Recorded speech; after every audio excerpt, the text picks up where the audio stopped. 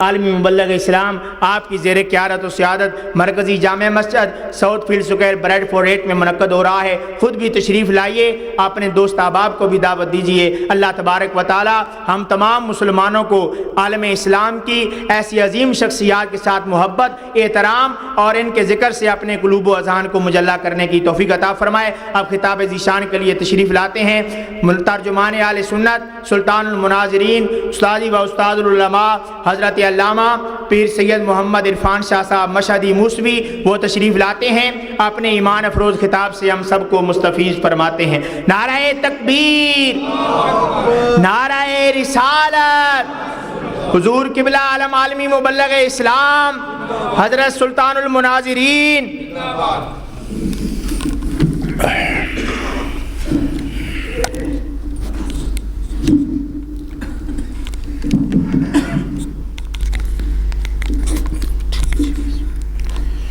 بسم اللہ الرحمن الرحیم۔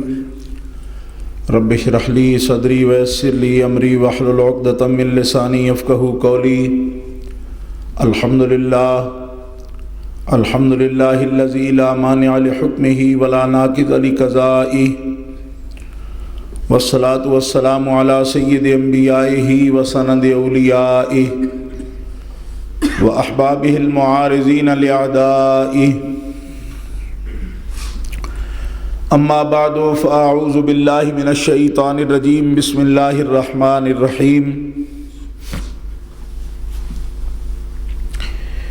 ما آتاکم الرسول فخذوہ وما نہاکم عنہ فانتہوا۔ صدق اللہ العظیم۔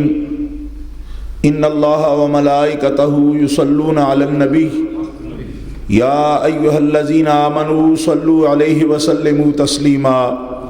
الصلاۃ والسلام علیک یا رسول اللہ وعلی آلک واصحابک یا حبیب اللہ۔ الصلاۃ والسلام علیک یا رحمۃ للعالمین وعلی آلک واصحابک یا خاتم النبیین۔ مولایا صلی وسلم دائما ابدا علی حبیبک خیر الخلق کلہم۔ محمد سید الکونین والثقلین والفریقین من عرب ومن عجم۔ مولایا صلی وسلم دائما ابدا علی حبیبک خیر الخلق کلہم۔ اللہ تبارک و تعالی جل جلالہ وعم نوالہ وعظم شانہ کی حمد و ثنا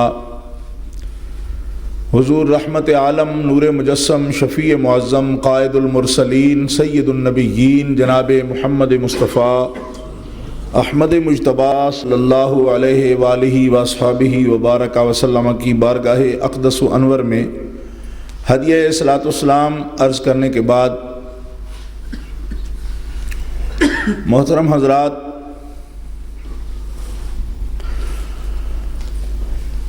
قرآن مجید فرقان حمید سے ایک آیت کریمہ تلاوت کرنے کا شرف حاصل کیا ہے، جس کا مفہوم بہت وسیع ہے کہ اللہ تبارک و تعالیٰ جل شانہ نے اپنے تمام بندوں کو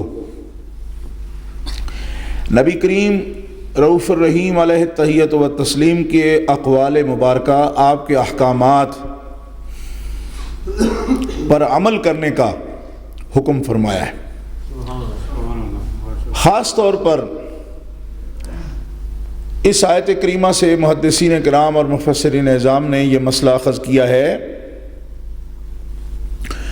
کہ رسول اللہ صلی اللہ تعالیٰ علیہ وسلم کی حیثیت ایک آمر کی اور ناہی کی حیثیت ہے۔ اللہ تبارک و تعالیٰ کے احکامات حضور پہنچاتے ہیں تو یہ آیت کریمہ یہ فرق بھی واضح فرماتی ہے کہ کوئی شخص یہ نہ سمجھے کہ رسول اللہ صرف اللہ کے احکامات پہنچانے کا ذریعہ ہیں، بلکہ فرمایا رسول کی حیثیت یہ ہے کہ جو کچھ بھی تمہیں عطا فرمائے اس کو قبول کرنا تم پر فرض ہے۔ اس بات میں پڑے بغیر کہ رسول وحی سے یہ حکم فرما رہے ہیں یا خود حکم فرما رہے ہیں۔ وہ مقامات جہاں رسول اللہ صلی اللہ تعالیٰ علیہ وسلم نے کسی مسئلہ کو شرعی مسئلہ کے طور پر بیان نہیں فرمایا کہ ایک قانون کی حیثیت ہے، وہاں نبی کریم علیہ السلام نے باقاعدہ خود اس کی وجہ بیان فرما دی۔ اب جو مسائل نبی کریم علیہ السلام نے عطا فرمائے ہیں، ان میں جو لوگ یہ باس کریں کہ آیا نبی کریم علیہ الصلوۃ والسلام ذاتی حیثیت سے یہ بات کرتے ہیں یا رسول کی حیثیت سے بات کرتے ہیں؟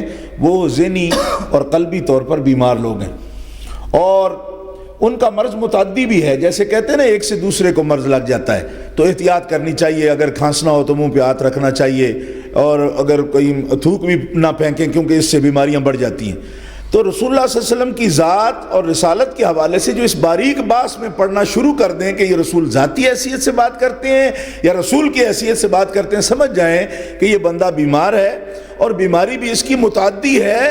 جیسے کھانسنے والے کی طرف منہ قریب نہیں کرنا چاہیے، ایسے ہی جو رسول اللہ کی ذات اور آپ کی رسالت میں فرق ڈالنے کی کوشش کرتا ہے وہ بیمار بھی ہے، اور بیماری بھی اس کی متعدی ہے، اس سے بچنے کی ضرور کوشش کرنی چاہیے۔ اور گرامی قدر حضرات، جو لوگ اسلام کے ساتھ مکمل طور پر اطاعت کا تعلق رکھتے ہیں، جیسے آپ مسلمان ہیں سارے اللہ کے فضل و کرم سے، جنہیں اللہ تبارک و تعالیٰ نے اپنے احکامات کی اطاعت کی توفیق عطا فرمائی ہے، جیسے آپ جمعہ شریف کے اجتماعات میں حاضر ہیں اور ہوتے ہیں حاضر، آپ حضرات کا جو نصاب ہے وہ خاص ہے۔ نبی کریم علیہ الصلوۃ والسلام نے عام مومنوں کا نصاب یہ ہے کہ وہ فرض ادا کریں، آئیں ضرور فرض ادا کر لیں، اس میں کتنے آداب ہیں اور کیا کیا ان میں ضروری چیزیں ہیں، وہ ان لوگوں سے زیادہ تقاضا نہیں ہے، کیوں کہ جو ابھی فرض کی ادائیگی میں بھی کوتاہی کرتا ہو اس کو آداب کے بارے میں کیا بتایا جائے۔ لیکن ایک وہ مسلمان جسے اللہ تعالیٰ نے فرائض کی ادائیگی کی توفیق عطا فرمائی ہے، اس کا نصاب صرف یہ نہیں کہ وہ فرض کی ادائیگی کے لیے حاضر ہو جائے، بلکہ جب وہ جیسے کہتے ہیں نا وہ اس کو چھٹی نہ ملی جس نے سبق یاد کیا، جو متوجہ ہو جائے پھر اس سے صرف یہ تقاضا نہیں ہوتا کہ تم فرض ادا کر لو جیسے اقامت صلاۃ و ایتاء زکوٰۃ ہے، نہ، فرمایا کہ جب تم ہمارے پاس آنے لگے ہو تو اب مکمل طور پر تمہیں اس عبادت میں شریک ہونا ہے، اور مکمل عبادت میں شریک ہونے کا کیا مطلب ہے کہ تمہاری نیت بھی صرف اللہ تعالیٰ کی عبادت کی ہے۔ یہ خاص مومنوں کا مقام ہے، مومنوں میں اللہ تعالیٰ نے درجات فرمائے، کچھ مومن ہیں کچھ مخلص مومن ہیں۔ تو اللہ تبارک و تعالیٰ کو جن بندوں پر ناز ہے، فخر ہے، باقاعدہ ان اللہ یباہی فی الملائکہ، اللہ تعالیٰ فرشتوں میں بیٹھ کر جن بندوں کے ایمان پر فخر کرتا ہے وہ بندے ہوتے ہیں جس کی نیت بھی ہر عمل میں صرف اللہ تبارک و تعالیٰ کے لیے ہوتی ہے۔ اخلاص نیت جس مومن کو نصیب ہو جاتا ہے، اللہ تبارک و تعالیٰ اس کی عبادت پر اپنے ملائکہ میں اپنے فرشتوں میں اللہ تبارک و تعالیٰ اس کی عبادت پر اور اس کے اعمال پر فخر فرماتا ہے۔ دیکھیے جب شیطان نے چیلنج کیا کہ میں تیرے بندے اغوا کر لوں گا، تیرے راستے سے ان کو ہٹا دوں گا، تو اللہ تعالیٰ نے فرمایا کچھ ہوش سے بات کر، تو اتنا بڑا تو متکبر بنے ہے اور چیلنج کر رہا ہے، تو میرے بندوں کو دیکھ، میرے بندوں کو پہلے دیکھ، ان کے چہرے دیکھ پھر بات کر۔ تو پھر مفسرین کرام فرماتے ہیں نبی علیہ السلام کی امت کے اولیاء اللہ کے چہرے اللہ نے اس کے سامنے کیے کہ ان کو دیکھ کر اب کہنا لأغوینہم اجمعین کہ میں سب کو اغوا کر لوں گا۔ تو مفسرین فرماتے ہیں بالخصوص امام فخر الدین رازی رحمۃ اللہ علیہ کہ اللہ تعالیٰ نے امت محمدیہ کے اولیاء کے چہرے جب شیطان کے سامنے کیے، کہا اب دوبارہ وہ بات کہے جو پہلے کہی تھی، تو اس کے منہ سے وہ بات نہیں نکلی، ان کے چہرے دیکھ کر کہنے لگا الا عبادک منہم المخلصین، ہاں میرا چیلنج تو تھا مگر اللہ حرف استثناء ہے نا، ہاں یہ بندے جو ہیں ان کو میں اغوا نہیں کر سکتا۔ اور یہ بندے ان کی صفت اللہ نے کیا کی، فرمایا عبادک منہم المخلصین، تیرے مومنوں میں سے جو خالص تیرے مخلص بندے ہیں ان پر میرا داؤ نہیں چل سکتا، وہ صرف تیرے ہیں۔ اس لیے جو لوگ فرائض کی ادائیگی کے لیے آئیں اور اللہ کی طرف راغب ہوں، ایک عام مومن جو صرف کلمہ پڑھتا ہے اس کے لیے یہ دعوت ہے کہ پہلے وہ نماز پڑھے، روزہ رکھے، اور جس کو اللہ نے یہ توفیق بخشی ہے ابھی اس کو بھی آخری منزل نہیں حاصل ہو گئی، اس سے آگے اخلاص کی منزل ہے، اس سے آگے اخلاص کی منزل ہے، جو آتا ہے فرائض کی ادائیگی کے لیے یہ آخری حد نہیں ہے، اس سے آگے مخلص بندوں کی صف ہے۔ اللہ تبارک تعالیٰ نے ایک مقام پر خود بھی فرمایا کہ میرے جو بندے ہیں ان پر شیطان کی بادشاہی نہیں چل سکتی، وہ شیطان کے شر سے محفوظ ہے۔ کیوں کہ نیت خالص ایک ایسا ہتھیار ہے اور اتنا بڑا یہ اسلحہ ہے کہ شیطان کا مکر و فریب مخلص بندے کے قریب بھی نہیں آ سکتا ہے، اللہ تعالیٰ اسے اس طرح محفوظ فرما دیتا ہے۔ اور گرامی قدر حضرات، یہ ایک مومن کے عمل کی، خالص عمل کی یہ آخری معراج ہے اور اس کے دین کو اللہ تعالیٰ نے مضبوط دین قرار دیا ہے. فَاعْبُدُوا اللَّهَ مُخْلِصِينَ لَهُ الدِّينَ, خالص اللہ کے لیے عبادت کرو, اخلاص نیت کے ساتھ, یعنی نیت بالکل خالص ہو خدا تعالیٰ کے لیے. فرمایا یہی درست طریقے والے لوگ, حنفا, یہی درست راستے والے لوگ ہیں کہ جو نماز قائم کریں اور زکوٰۃ ادا کریں اور نیت اس میں خالص اللہ تعالیٰ کی رکھے. فرمائے ان کا دین سب سے مضبوط دین ہے. کیوں کہ ان کے عمل میں تو دوسرا کوئی شریک نہیں ہے, ان کی نیتوں میں بھی اللہ کے بغیر کوئی نہیں آ سکتا. مطلب ایک تو ظاہری عمل ہے کہ اتنا اخلاص کے ساتھ ہے کہ اس میں کسی دوسرے کی شرکت کا کوئی تصور نہیں ہے, لیکن فرمایا اس سے بھی بڑی منزل یہ ہے کہ نہ صرف ظاہر میں خدا کے علاوہ کوئی شریک نہیں ہے, بلکہ میرے مومن بندے کا عمل اتنا خالص ہو جائے کہ اس کی نیت میں بھی اللہ کی رضا کے سوا کسی اور کی رضا شامل نہیں ہونی چاہیے. لیکن اس مسئلے میں ایک بات جو میرے سامنے آتی ہے, یا ایھا الذین آمنوا صلوا علیہ وسلموا کے تسلیمہ کے تحت, وہ یہ آتی ہے کہ اس میں اللہ تعالیٰ جل شانہ کی ہی اصل رضا ہے. لیکن جب ہم دروشی پڑھتے ہیں تو درود و سلام ایک مستقل ایک باب ہے اسلام کا, جس میں باقاعدہ قرآن پاک کی نصوص سریہ کے ساتھ جو ثابت ہے. تو اس میں یہ بھی معلوم ہوتا ہے کہ رضائے الہی کے ساتھ ساتھ اگر نبی کریم علیہ السلام کی خوشنودی کا بھی خیال ہو دروشی پڑھتے ہوئے کہ آپ بھی خوش ہو جائیں, تو اس کو شرک نہیں کہا جاتا, نہ ہی اس سے کوئی شرک مراد ہوتا ہے, کیونکہ نبی کریم علیہ السلام کی خوشنودی کا خیال بھی اصل میں اللہ تعالیٰ کی خوشی کا خیال ہے, کیونکہ جس پہ اللہ کے رسول صلی اللہ علیہ وسلم خوش ہوتے ہیں اس کو اللہ تعالیٰ کی توحید کی معرفت حاصل ہو جاتی ہے. لہٰذا جب کبھی آیت شریف پڑھی جائے یا ایھا الذین آمنوا صلوا علیہ وسلم تسلیما, تو اس کو یہ مت سمجھیں کہ ایک فارمیلٹی ہے جو مولوی پوری کرتے ہیں. بھئی جب خطبہ پڑھتے ہیں تو اس کے بعد یہ آیت پڑھنا تو ان کے ذمہ لازم ہوتا ہے, اور اس کے جواب میں مسلمان خاموش ہیں. آپ کو یہ پتہ ہے کہ یہ براہ راست حکم ہے کہ اے مومنو درود پڑھو. تو اے مومنو اس کا مطلب ہے کہ عربی اگر آپ نہیں سمجھتے تو اس کا مطلب یہ نہیں کہ یہ ایک فارم پر کرنے والی جیسے ایک خانہ ہوتا ہے, مولوی ضرور خطبے کے بعد یہ آیت بھی پڑھیں گے, ہم سن دیں گے, کوئی ایک آدھا بندہ جو ہے بولے گا. اس میں شرعی مسئلہ یہ ہے کہ ساری زندگی میں ایک مرتبہ تو یہ سن کر پڑھنا فرض ہے, فرض عین, جس طرح نماز فرض ہے. کئی مقامات پر اس کا پڑھنا واجب ہو جاتا ہے, اور سب سے کم درجہ یعنی درجے کے اعتبار سے کہ فرض ہے یا واجب ہے, تو کم از کم یہ صلو و سلمو کا حکم جو ہے استحباب تو اس سے ضرور ہی ثابت ہوتا ہے. سمجھ آئی؟ تو اس لیے جب بھی یہ آیت کریمہ پڑھی جائے تو یہ کوئی فارمیلٹی پوری ہم نہیں کرتے, وہ خطبے کے بعد مولویوں کی عادت ہے یہ آیت پڑھتے ہیں. جب بھی کوئی مومن سنے تو وہ سمجھے کہ اللہ تعالیٰ کا حکم سنایا جا رہا ہے کہ اے مومنو اللہ کے رسول پر درود بھی پڑھو اور سلام بھی پڑھو, تب لازم ہو جاتا ہے. اس کو کبھی بھی آپ رسم نہ سمجھیں. یہ رسم کی علامت ہوتی ہے کہ آیت کریمہ پڑھ دی جائے لیکن پھر بھی درود شریف کی طرف مسلمان متوجہ نہ ہوں.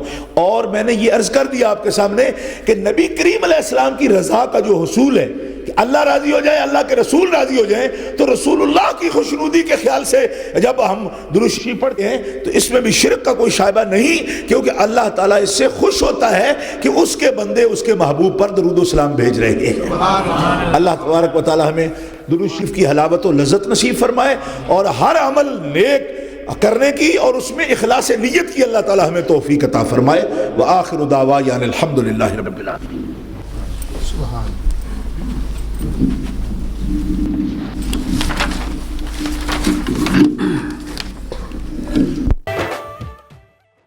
اللہم صلی علی سیدنا محمد, اللہم صلی علی سیدنا محمد.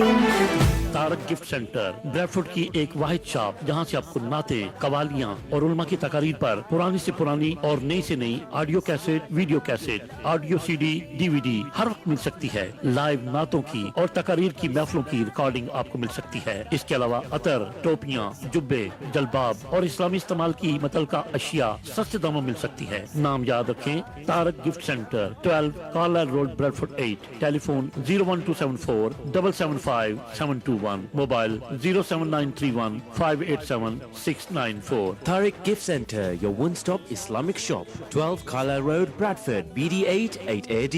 Telephone 01274 775721 and mobile 07931 587 694 and our website www.tariqgiftcenter.com. ذات میں دو جگ کے دی تیری, دو جگ کے دی تیری, زلفاں دے جالدا.